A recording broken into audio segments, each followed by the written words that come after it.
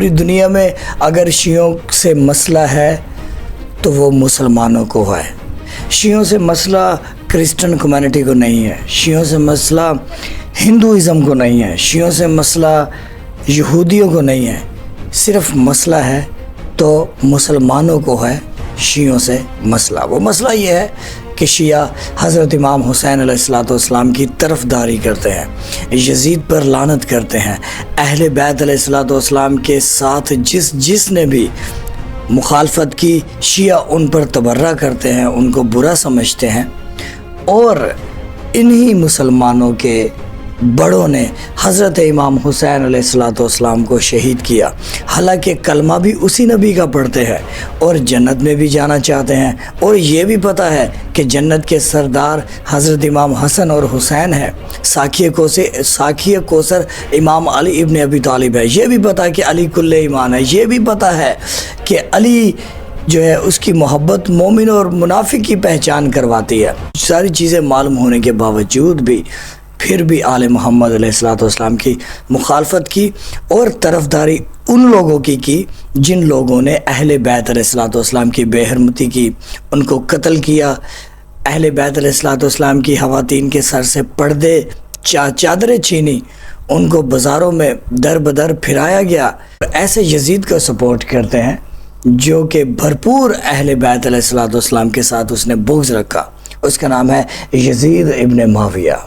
تو آئیے آپ کو دکھا دیتے ہیں کہ اس ویڈیو میں جو یزید کو اپنا لیڈر مانتا ہے، جو یزید کو اپنا رہنما مانتا ہے، جو یزید کو جو رحمت اللہ مانتا ہے، وہ ہندو نہیں مانتا، وہ عیسائی نہیں مانتا، وہ یہودی نہیں مانتا، وہ مسلمان مانتا ہے. یہ وہی مسلمان ہے جو کہ آج سے 1400 سال پہلے کربلا کے میدان میں یزید کی فوج میں شامل تھا، اور وہ آج بھی زندہ ہے. اور آج امام حسین علیہ السلام کے جو سپورٹر ہیں، جو شیعہ ہیں، آج ان سے لڑتا ہے، ان سے بھیڑتا ہے، ان کی مخالفت کرتا ہے.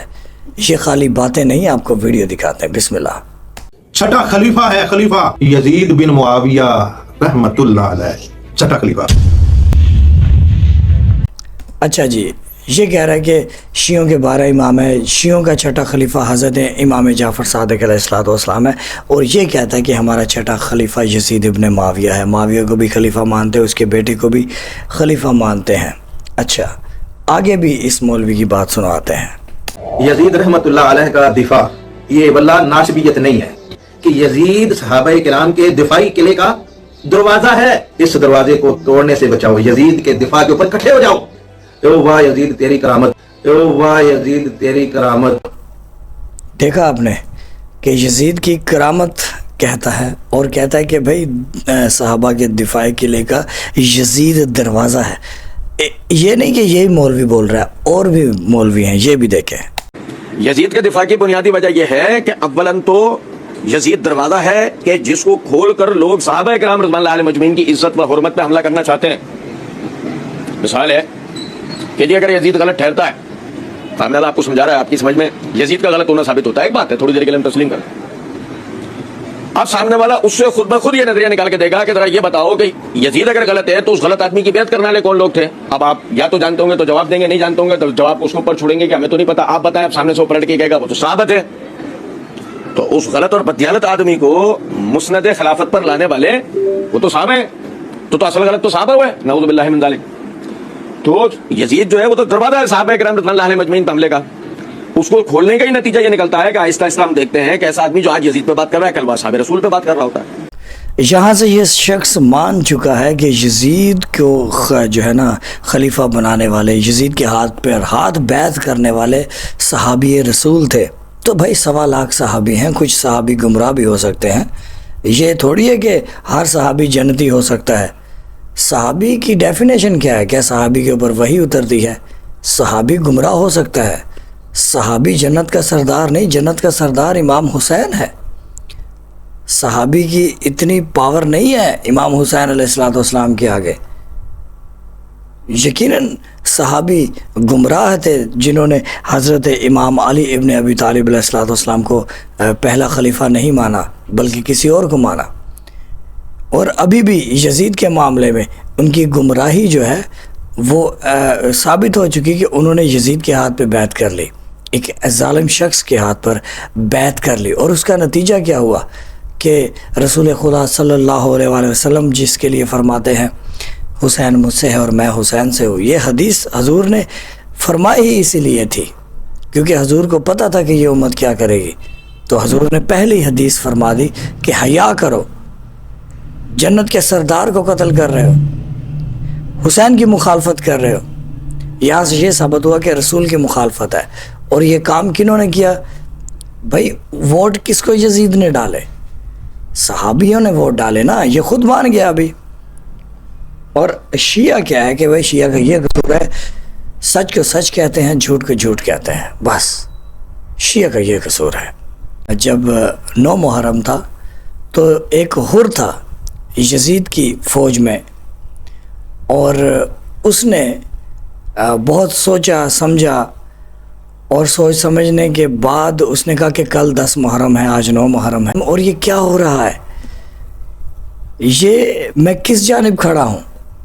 اس نے مولا حسین علیہ السلام کے بارے میں سوچا کہ حسین علی کا بیٹا ہے، حسین سیدہ فاطمہ زہرا سلام اللہ علیہا کا بیٹا ہے۔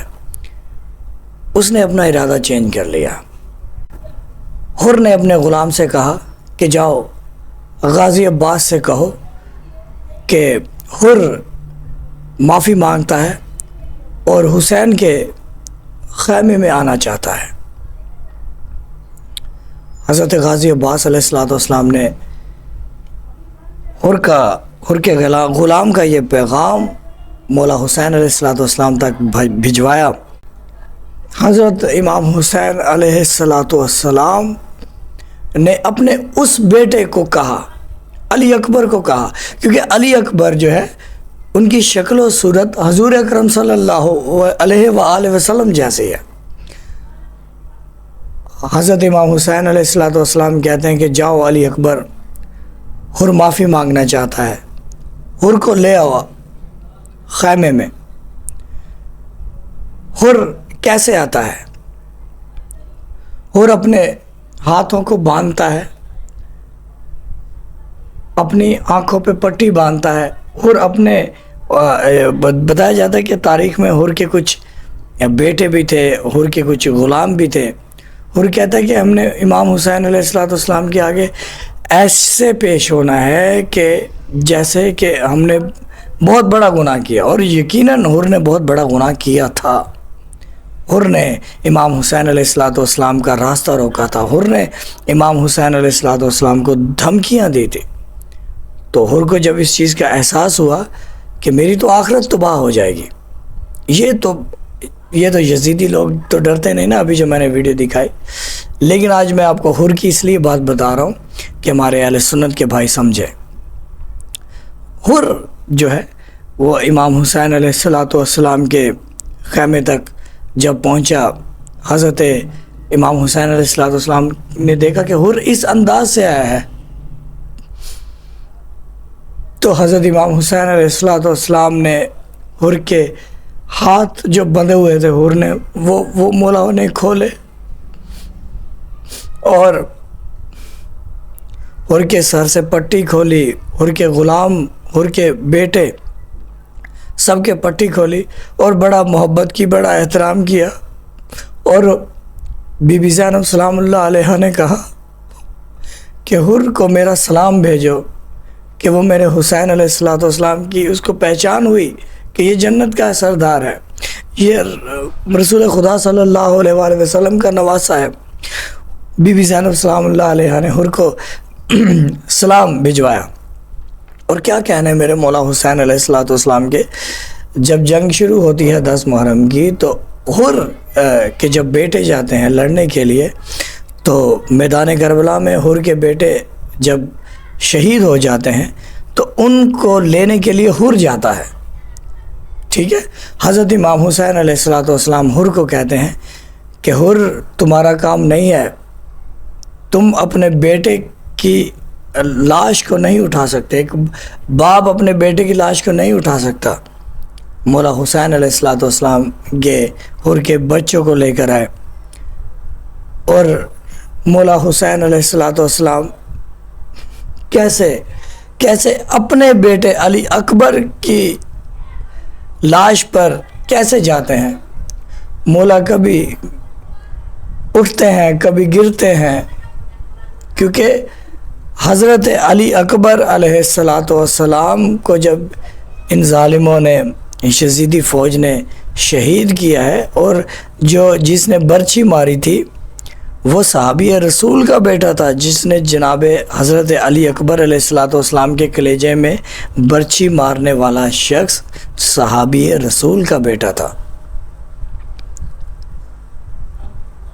اور مولا حسین علیہ السلام، آپ سوچئے کہ مولا حسین کا وہ بیٹا جس کی شکل و صورت رسول اکرم صلی اللہ علیہ وآلہ وسلم جیسی ہو، اور دعاؤں میں مانگا میرے مولا نے علی اکبر علیہ السلام کو. تو یہ امت بڑی ظالم ہے. اور آج ہم اپنے اہل سنت کے لوگوں کو پیغام دیتے ہیں کہ آپ ان یزیدی مولویوں کے ساتھ کھڑے ہیں، ان کے عقیدوں کے ساتھ کھڑے ہیں، لیکن آپ حر بنیں. آپ مولا حسین علیہ السلام کی پہچان کریں کہ حضرت حسین علیہ السلام ہے کون. وہ بھائی جنت کے سردار ہیں. اگر آپ کو جنت چاہیے تو حسینی کیمپ میں آ جائے حر کی طرح. ان مولویوں کے ساتھ نہ کھڑے رہیں. آپ کو اہل سنت کے ایک اور مولانا کی ویڈیو لاسٹ میں دکھاتے ہیں، یہ چیک کریں. بسم اللہ، اللہم صلی علی محمد و آل محمد. ویڈیو انہی کا مولوی، انہی کی کتابیں اور انہی کا یزید. دیوبندیوں کو یزید سے بے پناہ محبت ہے. یہ کتاب دیکھیے، اس کتاب کا نام ہے رشید ابن رشید. اس کتاب میں یزید کو امیر المؤمنین کہا گیا ہے. اس کتاب میں یزید کو ہدایت یافتہ کہا گیا ہے. اس کتاب میں یزید کی حکومت کو اللہ کا انعام کہا گیا ہے. اس کتاب میں یزید کی حکومت کو حضرت علی کی حکومت کے بنسبت امن و امان والی حکومت کہا گیا ہے. اس کتاب میں امام حسین خلافت کو بچوں کا کھیل سمجھتے تھے، یہ بات لکھی گئی ہے.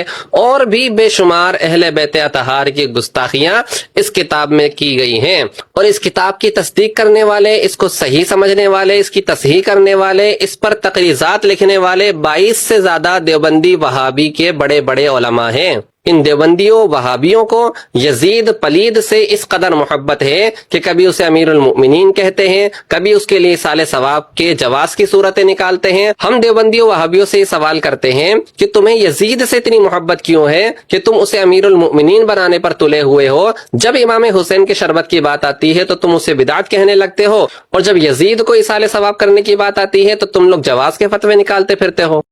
تو یہ ویڈیو آپ نے دیکھا، آپ کو بتاتے چلے ہمارے اہل سنت بھائیوں کو کہ ٹائم کم ہے، زندگی کبھی بھی ختم ہو سکتی ہے، آپ کی سانسیں کبھی بھی رک سکتی ہیں اور آپ اس دنیا سے چلے جائیں گے. یہ دنیا امتحان کی جگہ ہے.